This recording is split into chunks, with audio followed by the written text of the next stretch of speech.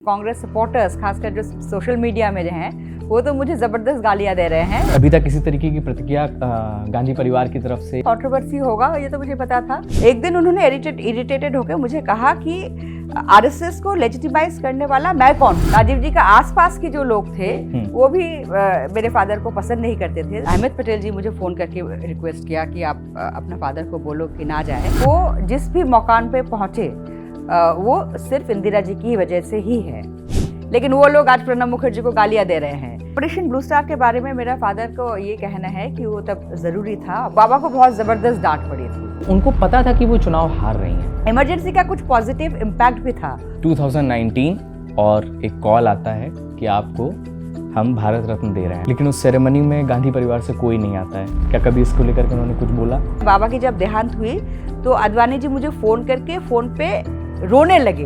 मैं एक पॉलिटिकल परिवार में पली बड़ी हूँ। मैंने इस तरह की माहौल, इस तरह की नैरेटिव कभी नहीं देखा। How was his relationship with mister PM Modi? Very good, very good. उन्होंने मेरी माँ को भी फोन करके बताया कि प्रणब को अच्छी तरह अच्छा कुछ बंद गला सूट वगैरह सिलवा दो।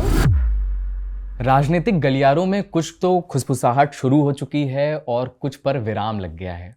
वजह है ये किताब जो मेरे हाथों में है, प्रणब माई फादर, जिसे लिखा है शर्मिष्ठा मुखर्जी जी ने। शर्मिष्ठा जी की पहचान है कि पूर्व कांग्रेस नेता रह चुकी हैं और प्रणब मुखर्जी साहब जो पूर्व राष्ट्रपति हैं हमारे, उनकी बेटी हैं। शर्मिष्ठा जी, जिस्ट में सबसे पहले बहुत बहुत स्वागत है आपका। तो किस तरीके के रिएक्शंस आ रहे हैं किताब आने के बाद आप तक? ये टू बी वेरी ऑनेस्ट, जो जिस तरह की ये मीडिया अटेंशन इसको मिला, मैं वो एक्सपेक्ट नहीं कर रही थी। अच्छा। एक्सपेक्ट नहीं कर रही थी और काफ़ी कंट्रोवर्शियल हुआ है। कंट्रोवर्सी होगा ये तो मुझे पता था, क्योंकि पिछले 5 डिकेड्स से मेरे फादर जो पॉलिटिक्स में हैं और पॉलिटिक्स सब्जेक्ट ही ऐसा है, तो इसमें तो कंट्रोवर्शियल चीज़ें होगा ही। और मेरे फादर का जो हैबिट था डायरी लिखने की, वो हमेशा डायरी लिखते रहे और वो मुझे कस्टोडियन बनाया उसका। तो उसमें से बहुत सारे ऐसे चीज़ें जो लिखे हैं, जो मैंने इस किताब में लिखे हैं, तो कंट्रोवर्सी तो डेफिनेटली क्रिएट करेगा ही। तो कांग्रेस इकोसिस्टम, कांग्रेस सपोर्टर्स खासकर जो सोशल मीडिया में जो हैं वो तो मुझे ज़बरदस्त गालियां दे रहे हैं। अच्छा। इस किताब को लेके। हाँ। और अभी तक किसी तरीके की प्रतिक्रिया गांधी परिवार की तरफ से या कांग्रेस के बड़े लीडर्स जी नहीं, मुझे तो नहीं पता। गांधी परिवार से तो नहीं, कुछ नहीं। और कोई लीडर्स में अगर कोई स्टेटमेंट दिया भी हो, मुझे नहीं लगता कोई सीनियर लीडर ने। एक मैंने सोशल मीडिया में देखा था 2-3 दिन पहले, पृथ्वीराज चौहान जी ने बताया था कि किताब जब तक नहीं पढ़ेंगे तो कोई बयान नहीं दे सकता है। बहुत ही वाइज स्टेटमेंट थी और बिल्कुल सही स्टेटमेंट थी। वैसे ही होना चाहिए कि किताब पढ़ने के बाद ही प्रतिक्रिया देना चाहिए, यानी कि मीडिया का कुछ एक्सेप्ट्स में प्रतिक्रिया नहीं देना चाहिए। जी। प्रणब मुखर्जी साहब का मैं जब हम लोग के सामने एक पूरी उनकी जर्नी है, एक पूरा दौर है जिसमें बहुत सारे उतार चढ़ाव के साथ हमारे सामने वो जर्नी आती है। आप उनकी बेटी हैं, आपने कांग्रेस में भी काम किया है। कौन सा गोल्डन एरा लगता है आपको प्रणब मुखर्जी साहब का? उनके हिसाब से उनकी गोल्डन एरा था इंदिरा जी का साथ काम करने का। जी। और इंदिरा जी का साथ वो उनकी ऐसे लीडर थे कि बाबा की पर्सनल लॉयल्टी जो थे वो इंदिरा जी का साथ शुरू हुआ और उन्हीं का साथ ख़त्म हुआ। और उसके बाद बाबा ने कांग्रेस पार्टी को सर्व किया, कांग्रेस पार्टी के प्रति लॉयल रहे, लेकिन कोई व्यक्तिगत रूप से किसी लीडर, वो इंदिरा गांधी जी ही थे। और इंदिरा जी को मेरा फादर अपना मेंटर मानते थे और उन्होंने हमेशा ये कहा, पब्लिकली भी, प्राइवेट में भी, डायरी में भी, हर जगह, कि वो जिस भी मकान पे पहुँचे वो सिर्फ इंदिरा जी की वजह से ही है। जी। जब आप इंदिरा जी का जिक्र कर रही हैं तो मुझे याद आ रहा है कि किस तरीके से उनका जो भाषण था, जब उन्होंने नेशनलाइजेशन, बैंकों के नेशनलाइजेशन पे भाषण दिया और इंदिरा जी ने फिर पूछा कि कौन है जिसने भाषण दिया है, और उसके बाद फिर उन्हें बांग्ला कांग्रेस में लाए थे। कोई ऐसी चीज़ जो उन्होंने इंदिरा गांधी जी के बारे में आपसे कभी जिक्र किया हो या आप लोगों से कभी वो बताते हो, जैसे हम किसी बड़े के साथ बहुत सारे वो तो अलग से उसका ऊपर एक किताब लिखे जा सकते हैं। जी। तो पॉलिटिकल बात तो छोड़िए, इवन व्यक्तिगत रूप से उन्होंने बाबा को बताया कि किस तरह से ड्रेसअप करना चाहिए। बाबा पहले बहुत इनफॉर्मली आइदर धोती कुर्ता पहनते थे या वो हाफ शर्ट, जिसको उस जमाने में बुश शर्ट बोला जाता था, बुश शर्ट और ट्राउजर पहनते थे। तो इंदिरा जी उनने उनको बोला कि अभी मिनिस्टर बनने के बाद आप तुम मिनिस्टर हो, थोड़ा फॉर्मली आपको ड्रेस करना पड़ेगा। और उन्होंने मेरी माँ को भी फ़ोन करके बताया कि प्रणब को अच्छी तरह अच्छा कुछ बंद गला सूट वगैरह सिलवा दो। तो उसके बाद से हमेशा पार्टी फंक्शंस के लिए बाबा धोती कुर्ता पहनते थे और बाकी समय ऑफिशियल फंक्शन या दूसरे कुछ भी फॉर्मल फंक्शंस के लिए वो हमेशा बंद गला सूट पहनते थे। तो इस तरह की एक संबंध थी। मतलब पर्सनल लेवल पर भी इस तरीके की चीजें। एक और चीज मुझे जुड़ी हुई इससे याद आ रही है कि बोलपुर का चुनाव जिसका जिक्र आप करते हैं, जी।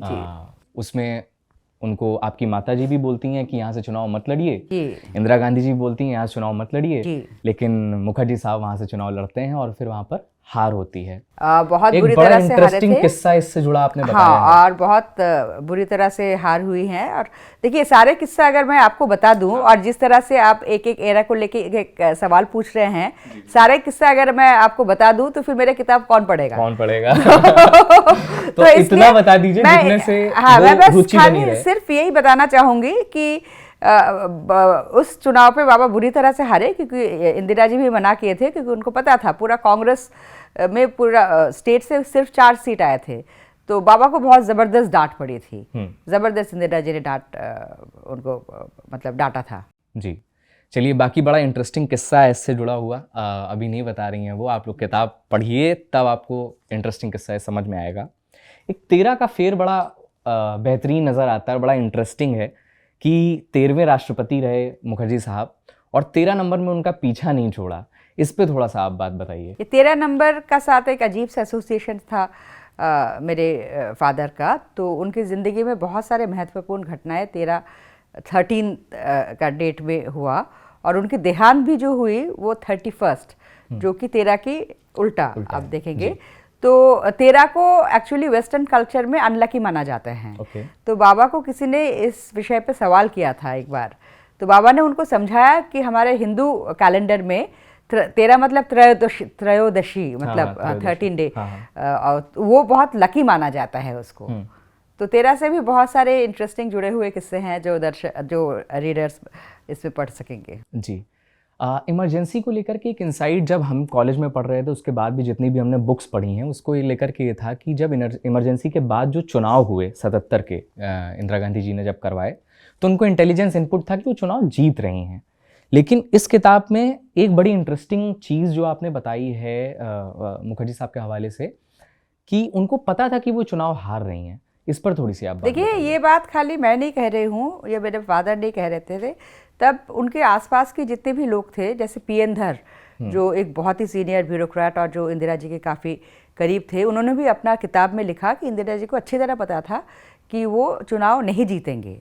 ये इंटेलिजेंस का रिपोर्ट वगैरह या तब अलग अलग मतलब लोग हैरान थे कि क्यों चुनाव मतलब डिक्लेयर कर रहे हैं, लेकिन इंदिरा जी को बहुत अच्छी तरह पता था कि वो चुनाव नहीं हारेंगे, नहीं जीतेंगे, बहुत बुरी तरह से हारेंगे। मेरे फादर को भी उन्होंने इस बात बताया, लेकिन इंदिरा जी समझ गए थे कि इंडियन डेमोक्रेसी को बचाने के लिए इमरजेंसी और आप जारी नहीं रख सकते, क्योंकि और इसको अगर बरकरार रखेंगे तो शायद एक पॉइंट ऑफ नो रिटर्न पहुंच जाएंगे।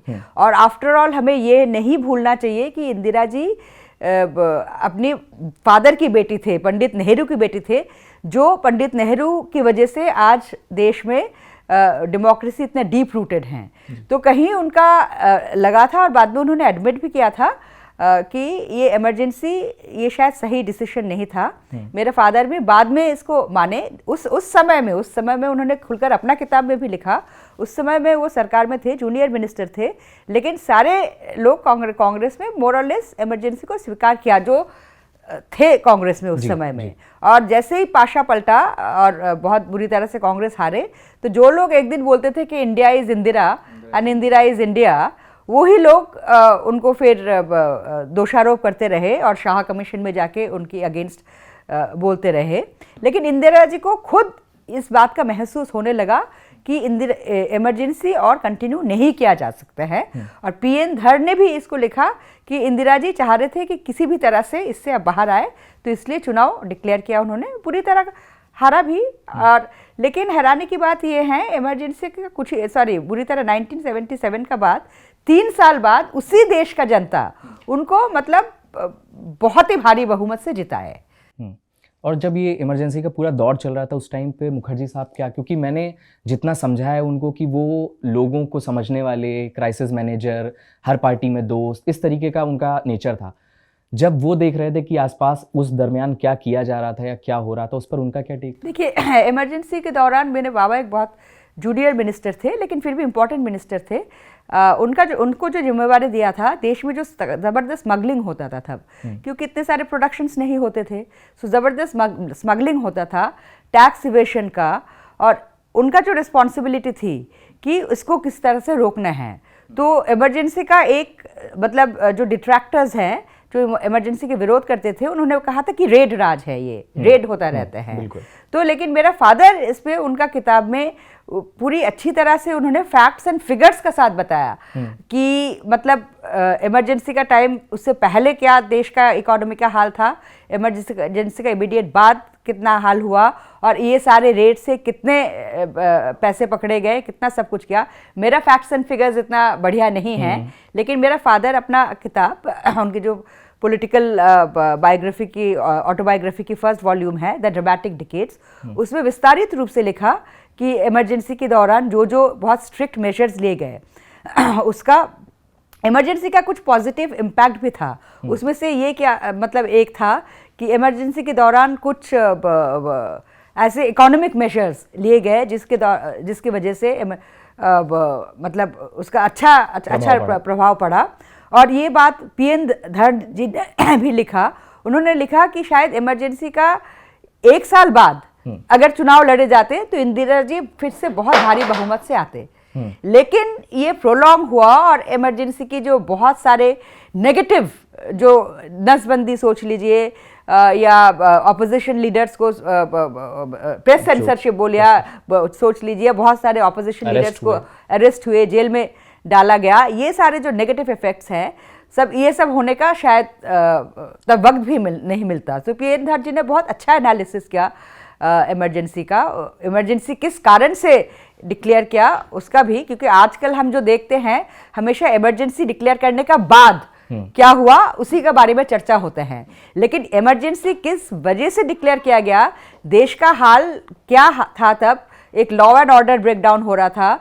जयप्रकाश नारायण की तरह एक बहुत ही मतलब जिसको I think the most respected एक पॉलिटिकल लीडर जो थे, जो कांग्रेस को बिल्कुल अपोज करते थे, इंदिरा जी को, वो रामलीला मैदान में इतने मैसिव रैलीज में उन्होंने आर्मी और पुलिस के उद्देश्य में बोला कि सरकार का कोई भी आदेश पालन करने से पहले अपना दिल से पूछो। अब ये सोचिए, सरकार का कोई भी आदेश पालन करने से पहले अगर हर पुलिस ऑफिसर या हर आर्मी के ऑफिसर अगर सोचे कि यह सही है या नहीं, तो देश की में जो एनार्की पैदा होगी वो कोई सोच भी नहीं सकता। तो उसी रात को फिर इमरजेंसी, ये जब 25 जून की बात है, तो बट उसी रात को इमरजेंसी डिक्लेयर किया गया। तो मुझे लगता है इमरजेंसी का दौरान जो बात हुआ है उसका चर्चा का साथ साथ इमरजेंसी इम्पोज करने का जो रीजन है, जो वजह है, देश की जो स्थिति थी, उसका चर्चा भी होना बहुत जरूरी है। और इस विषय में अपना किताब में मैं काफी विस्तारित रूप से बिल्कुल लिखा है आपने। इसके बाद एक महत्वपूर्ण चीज है ऑपरेशन ब्लू स्टार का, वो आता है। उस दरमियान क्या सोच रहे थे वो, क्या चल रहा था, क्या उनकी राइटिंग्स थी उस वक्त की? देखिए, ऑपरेशन ब्लू स्टार के बारे में मेरा फादर को ये कहना है कि वो तब ज़रूरी था ऑपरेशन ब्लू स्टार, और इंदिरा जी को अच्छी तरह पता था कि ये एक बहुत ही रिस्की सिचुएशन, मतलब एक्शन वो ले रहे हैं, सरकार की तरफ से बहुत ही रिस्की डिसीजन ले रहे हैं, उसके लिए उनको जान भी देना पड़ सकते हैं। तो उन्होंने बाबा को बताया था कि हो सकता है कि मेरी जान चली जाए, लेकिन फिर भी देश की इंटीग्रिटी के कारण, देश की सुरक्षा के कारण ये डिसीजन मुझे लेना पड़ेगा। तो she was aware of this thing? She was totally aware that it is a very dangerous decision she is taking and which might cost her life. 1984 के बाद जो ट्रस्ट डेफिसिट एक आया मुखर्जी साहब को लेकर के कांग्रेस के अंदर, उस पर वो कैसे सोच रहे थे, क्या रिएक्ट कर रहे थे वो? ये कुछ चीज़ें बाबा ने जो अपना नोट्स में अपना एनालिसिस लिखा है, तो उनका कारण उन्होंने ये बताया कि Rajiv realise that I am a tough nut and it's not easy to work with him. तो इसको भी मैंने विस्तारित रूप से बोला कि मेरे फादर ऐसे व्यक्ति थे, एक स्ट्रॉन्ग पर्सनैलिटी थे, और उनका अपना एक दिमाग था, और वो हर चीज़ में जब भी आर्गूमेंट करते थे बहुत ही फैक्ट्स एंड फिगर्स, बहुत ही रैशनली अपना होमवर्क पूरी तरह से करके करते थे। तो इस तरह के कोई भी व्यक्ति किसी के भी बात बिल्कुल ना सोचे ना समझे, जिसको बोलते हैं ब्लाइंडली टो द लाइन, वो नहीं करते। तो शायद इसी वजह से एक राजीव जी का दिमाग में, और राजीव जी का आसपास के जो लोग थे वो भी मेरे फादर को पसंद नहीं करते थे, वो लोग भी कान भरे होंगे। तो बहुत सारे मैटर थी, लेकिन ये जो ट्रस्ट डेफिसिट हैं, और इसका ये एक वजह ये हो सकता है कि राजीव जी का आसपास के लोग और काफ़ी बाबा के पुराने कलीग्स भी शायद उनको ये बताए कि एक दिन ये आपका अथॉरिटी को चैलेंज कर सकते हैं। तो हो सकता है इस वजह से राजीव जी और बाद में सोनिया जी का भी एक ट्रस्ट डेफिसिट हुआ होगा। जी, CWC से निकाले जाने पर बहुत ज़्यादा दुखी हुए, पोर्टफोलियो लिया गया उससे कम दुखी हुए, लेकिन CWC से ज़्यादा दुखी हुए। Why was that? बिकॉज बाबा का बचपन से यही था कि CWC का मेंबर बनना है, कांग्रेस परिवार से थे, तो अगर इसलिए वो CWC कांग्रेस में हाईएस्ट ऑर्गेनाइजेशनल है, उससे ज़्यादा आप कांग्रेस प्रेसिडेंट बन सकते हो। तो इसलिए CWC से उनको जब निकाला गया तो बहुत उनका दुख हुआ। मुखर्जी साहब RSS के प्रोग्राम में जाते हैं जी, और RSS से उनकी आइडियोलॉजी जो थी वो बिल्कुल अलग थी, काफ़ी अलग थी। आप इसका अपोज करती हैं जी, और आप इससे अग्री नहीं करती हैं, आप कहती हैं कि उन्हें नहीं जाना चाहिए। जी। क्या इसके बाद कुछ उनसे बात हुई आपकी कि वो क्यों गए? उन्होंने आपको बताया, कन्विंस किया, या फिर? देखिए, इसका जब बाबा मुझे पता चला कि बाबा RSS का उसमें जा रहा है, तब मैं कांग्रेस में एक बहुत ही सक्रिय एक वर्कर थी। तो मैं तो हकचका गया कि बाबा क्यों जा रहे हैं। उन्हें ज़िंदगी भर इस का विरोध किया, और कांग्रेस में भी काफ़ी दबाव था उनका ऊपर, पब्लिकली प्राइवेटली। अहमद पटेल जी मुझे फ़ोन करके रिक्वेस्ट किया कि आप अपना फादर को बोलो कि ना जाए, लेकिन मुझे अहमद पटेल या किसी का फ़ोन का ज़रूरत नहीं थी। मैं खुद ही एक आर्गूमेंट जो उस वक्त एक कांग्रेस लेफ्ट इकोसिस्टम में जो सर्कुलेट कर रहा था कि प्रणब मुखर्जी RSS में जाके RSS को लेजिटिमाइज कर रहे हैं, तो लगातार मैंने अपना फादर का साथ झगड़ा किया। एक दिन उन्होंने इरिटेटेड होकर मुझे कहा कि RSS को लेजिटिमाइज करने वाला मैं कौन हूँ? RSS को लेजिटिमाइज और उसका एक्सेप्टेंस देश की जनता ने दिखाए। RSS की एक प्रचारक को बहुत ही भारी जनमत से, बहुमत से जिताकर उनको प्रधानमंत्री बनाया। और उन्होंने ये भी कहा कि आपको हमेशा याद रखना पड़ेगा कि डेमोक्रेसी में dialogue is the most important thing, और देश की जनता जिनको प्रधानमंत्री बनाया उसका आइडियोलॉजी से आप मानो या ना मानो, लेकिन डायलॉग नहीं बंद होना चाहिए। और ये बात बाबा खाली RSS से जाने से पहले नहीं कहा, वो इसलिए एक कंसेंसस जनरेटर जिनको बोला जाता था, वो कंसेंसस जनरेटर इसीलिए कहा जाता था कि हर विरोधी दल का भी जो आर्गुमेंट है उनको वो गहराई से सुनते थे, नॉट नेसेसरीली उससे एग्री हो, लेकिन उनको सुनते थे, उनका साथ बातचीत करते थे, और वो कोशिश करते थे कि किस तरह से एक मिडिल पाथ निकाला जाए, जिसमें जैसे कोई भी एक्ट पास किया जाए, कुछ भी हो निकाला जाए, जिससे मतलब सभी एक एग्रीमेंट क्रिएट हो। और एक डेमोक्रेसी का यही तरीका है, पार्लियामेंट्री डेमोक्रेसी में जो डिबेट्स, जो हाउसेज में डिस्कशंस, डिबेट्स होते हैं, यही तरीका है और ऐसा ही होना चाहिए। तो democracy, dialogue is one of the greatest pillars of democracy. तो मैं उस वक्त मैं नाराज़ थी, बाबा के साथ बहुत झगड़ा भी किया, और उसके बाद मैंने इसके बाबा के जाने के खिलाफ पे ट्वीट भी की। लेकिन इस घटना को मैं जब मतलब कुछ साल हो जाने के बाद मैं देखती हूँ, तो मुझे लगा कि मैं बहुत ही गलत काम किया था, बहुत स्टूपिडली एक्ट किया था, क्योंकि बाबा का जो आइडियोलॉजी है और कांग्रेस की जो आइडियोलॉजी है, इंक्लूसिविटी, प्लूरलिज्म, टॉलरेंस ऑफ मतलब दूसरे विचारधारा के लोगों को भी एक स्थान डेमोक्रेसी में है। तो उस कांग्रेस आइडियोलॉजी का हिसाब से उन्होंने कोई गलत काम नहीं की। कांग्रेस हाईकमांड बेशक दुखी हो, लेकिन कांग्रेस आइडियोलॉजी को उन्होंने बरकरार रखा मेरे हिसाब से। और सबसे मतलब अजीब बात यह है कि वो RSS के प्लेटफॉर्म को यूज करके कांग्रेस आइडियोलॉजी की प्रचार की। मुझे याद है कि हर टीवी चैनल में उनका जो भाषण पूरे लाइव टेलीकास्ट हुआ था। तो मुझे नहीं लगता कि पिछले 8-10 साल में कांग्रेस आइडियोलॉजी की इतनी प्रचार शायद और किसी घटना से या और किसी इंसान से हुई हो। 2019 और एक कॉल आता है कि आपको हम भारत रत्न दे रहे हैं। 1977 में जब मोरारजी देसाई सरकार में भारत रत्न और ये अवार्ड्स को बंद कर दिया गया था, उसके बाद मुखर्जी साहब वॉज द रीज़न जिनसे इंदिरा गांधी जी बात करती हैं भारत रत्न को लेकर के, और फिर शुरू किया जाता है मदर टेरेसा वाला वो वाकया है। उसके बाद घड़ी का चक्र घूमता है और फिर उसके बाद उनको खुद भारत रत्न दिया जाता है। How was that day, how you guys celebrated, क्या सोच रहे थे, क्या बोला उन्होंने जब वो मैं तो मतलब बहुत ही खुश थी नेचुरली।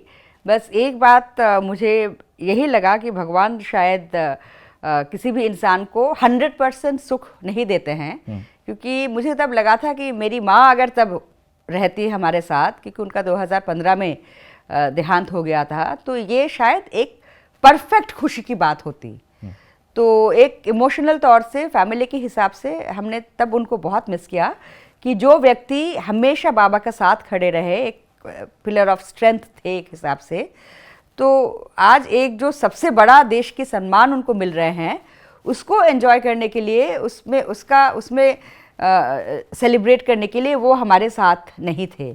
तो एक बहुत ही खुशी की बात रही ऑब्वियसली हमारे परिवार में। और बाबा प्रेसिडेंट होने का बाद मुझे नहीं लग रहा था कि ऐसा और भी कोई हाई पॉइंट आएगा उनका ज़िंदगी में, लेकिन जब भारत रत्न मुझे उनको मिला तो नेचुरली ज़बरदस्त खुशी हुई। और हमारे सारे मैं तब पॉलिटिक्स में थी, याद है, तो सारे वर्कर्स ड्रम्स लेके आ गए खुद पे खुद, तो पूरा घर में एक शोर गोल, एक मतलब मिठाई बट रहे थे, ड्रम्स बज रहे थे, तो बहुत ही एक खुशी की माहौल थी। लेकिन उस सेरेमनी में गांधी परिवार से कोई नहीं आता है, क्या कभी इसको लेकर के उन्होंने कुछ बोला? वो काफ़ी मतलब वो हैरान नहीं थे जब मैंने जिक्र किया इस बारे में।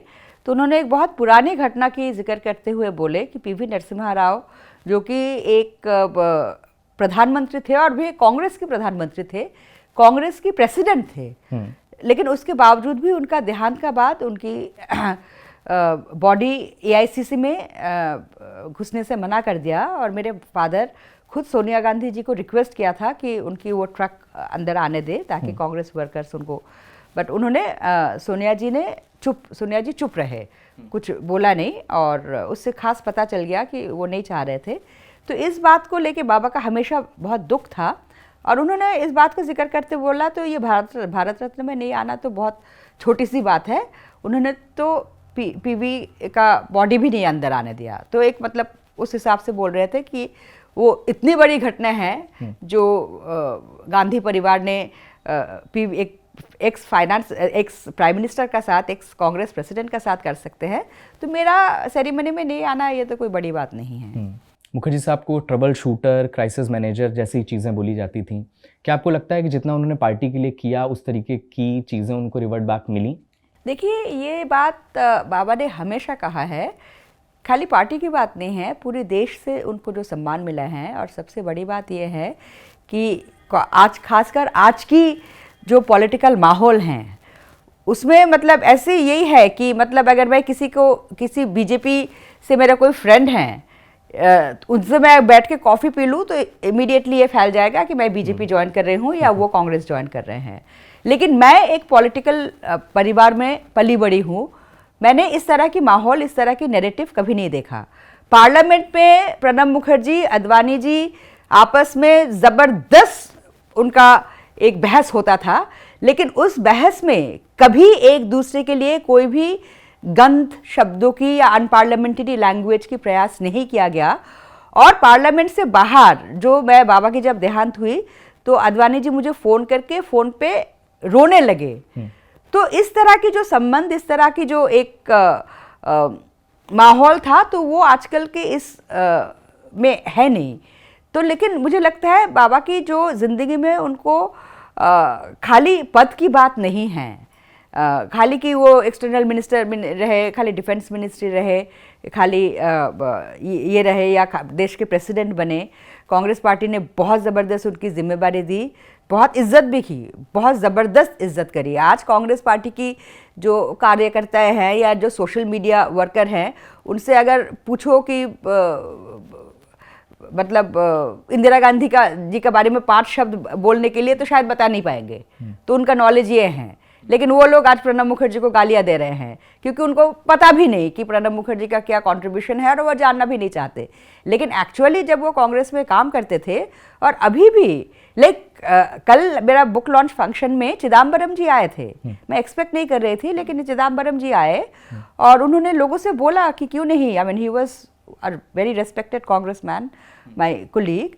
तो एक्चुअली अब लोगों ने उनको हर तरफ के लोगों से, हर पॉलिटिकल पार्टी की लीडर से जो सम्मान मिला है, आई थिंक वही सबसे बड़ा रिवॉर्ड है। उससे ज़्यादा बड़ा रिवॉर्ड की किसी को भी ज़रूरत नहीं है। जी, आखिरी 2 सवाल, आप सम्मान की बात कर रही हैं और हमने ये देखा कि मुखर्जी साहब के नरेंद्र मोदी जो वर्तमान प्रधानमंत्री हैं वो पैर छूते थे। How was his relationship with mister PM Modi? Very good, very good, बहुत अच्छे रिलेशनशिप थे। एक तो देखिए एक ऑफिशियल रिलेशनशिप होते हैं प्राइम मिनिस्टर और प्रेसिडेंट के बीच। मेरे फादर अपने कॉन्स्टिट्यूशनल रोल और अपना कॉन्स्टिट्यूशनल लिमिटेशंस बहुत अच्छी तरह जानते थे और उनको बहुत अच्छी तरह पता था और प्रधानमंत्री जी को उन्होंने ये बात बताया भी। जब प्रधानमंत्री जी उनसे मिलने के लिए आए थे सबसे पहले दफ़े, तब प्रधानमंत्री मतलब शपथ नहीं लिया था बट डेजिग्नेटेड पीएम, तो उन्होंने बिल्कुल पूरी तरह से खुल के बताया था कि देखिए हम दोनों अलग अलग राजनीतिक विचारधारा से हैं और लेकिन जनता ने आपको बहुत भारी बहुमत से जिताए हैं। सरकार चलाना, गवर्नेंस जो है, ये प्राइम मिनिस्टर और उनकी कैबिनेट की जिम्मेवारी है। ये काम आपका है, मैं इसमें बिल्कुल कभी इंटरफेयर नहीं करेंगे। लेकिन अगर कॉन्स्टिट्यूशनल मैटर्स में कभी आपका एडवाइस की ज़रूरी हो तो आप हमसे कभी भी आके बात कर सकते हैं, सलाह ले सकते हैं। और ये बात मुझे प्रधानमंत्री जी ने खुद बताया और उन्होंने खुद बोला कि दादा के लिए ये बात कहना बहुत बड़ी बात थी। तो इस बात से बहुत क्लियर हो जाता है कि बाबा को अपना कॉन्स्टिट्यूशनल रोल्स और पोजीशंस बहुत अच्छी तरह पता था, समझते थे। वो एक कॉपी बुक प्रेसिडेंट थे और ये बात एक प्रधानमंत्री और राष्ट्रपति के बीच में जो एक रिलेशनशिप, ये एक बहुत ही ओपन ऑनेस्ट रिलेशनशिप था। इसका अलावा जो खाली प्रधानमंत्री का साथ ही नहीं, बीजेपी के बहुत सारे सीनियर लीडर्स का साथ भी उनका बहुत अच्छा पर्सनल रिलेशनशिप रहा। और खाली बीजेपी के भी नहीं, लेफ्ट पार्टी की के साथ भी, ज्योति बाबू से लेकर बुद्धदेव बाबू से लेकर इवन सीताराम येचुरी के साथ राजनीतिक मतभेद जो भी हो, लेकिन ये पर्सनल रिलेशनशिप इतना अच्छा रहना, ये आज की ज़माने में थोड़ा अजीब सा लगता है, लेकिन आई थिंक डेमोक्रेसी में यही होना चाहिए। तभी कहा जाता था हर पार्टी में उनके दोस्त हैं। मेरा आखिरी सवाल कि best valuable piece of advice आपको मुखर्जी साहब की क्या है जो उन्होंने आपको दी और आप लोगों को बताना चाहें? यही बताना चाहेंगे, उन्होंने हमेशा अपना जो पॉलिटिकल ज़िंदगी में अपना बहुत पुरानी डायरी 1970s का उन्होंने लिखा कि एक पॉलिटिशियन होने का क्या मतलब क्या क्या गुण होना चाहिए। तो 3-4 चीज़ों में से एक जो लिखा कि the ability to absorb disappointment, ये बहुत होना ज़रूरी है। उनका डायरी में एक मुझे बहुत अच्छा लगा और वो मैं हमेशा अपनाने की कोशिश करती हूँ कि जब भी कोई, वो बहुत एक बुरी उससे गुज़र रहे थे, दौर से गुज़र रहे थे, तो उन्हें लिखा god why me, prompt came the answer why not. तो ये हमारा कोई भी किसी भी अगर हमारा साथ कोई भी प्रॉब्लम हो, हम ये पूछते हैं भगवान क्यों हमारा साथ ही क्यों हो रहे हैं, बट हम ये नहीं सोचते कि मतलब भगवान सभी को कुछ ना कुछ दुख देते हैं, सभी कुछ ना कुछ परेशानियां देते हैं। तो ज़िंदगी में ये लेसन बहुत ज़रूरी है और मैं हमेशा जब भी कुछ ऐसे इस तरह के इशू होते हैं, मैं बस यही सोचती हूँ कि मैं अकेला नहीं हूँ जो मैं भुगत रही हूँ, सभी का ज़िंदगी में प्रॉब्लम है, लेकिन किस तरह से उस प्रॉब्लम को टैकल किया जाए उसको हमें देखना चाहिए। ये नहीं कि बैठे बैठे बस खाली रोते जाए कि हमारे साथ ही क्यों ऐसा हुआ। जी, बहुत बहुत शुक्रिया शर्मिष्ठा जी हमसे बात करने के लिए। तो ये किताब है और प्रणब माई फादर, आप इसे पढ़ें, बहुत सारी इंटरेस्टिंग चीज़ें आपको करंट पॉलिटिक्स के बारे में पता चलेंगी और जो देश में महत्वपूर्ण घटनाएं हुई हैं उनके बारे में भी आपको पता चलेगा। बहुत बहुत शुक्रिया हमसे।